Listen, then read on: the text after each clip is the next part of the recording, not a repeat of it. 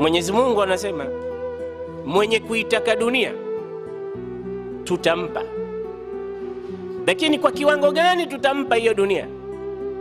Ma nasha liman nuridu, kiwango tunachotaka sisi na tunampa tunayemtaka sisi. Kwa hiyo ni kazi yake Mwenyezi Mungu hata hiyo dunia kuigawa. Kwa hiyo lakini anasema na miongoni mwa watu au watu Mwenyezi Mungu ajalie miongoni mwao tuwe sisi. Man yaqulu rabbana atina fid dunya hasanatan wa fil akhirati hasanatan wa qina adhaban nar. Husema ya Rabbi, tupe mazuri, tupe khairi ya dunia na tupe khairi ya akhira na tukinge na adhabu ya moto. Naam, usiombe akhira peke yake wala usiombe dunia peke yake.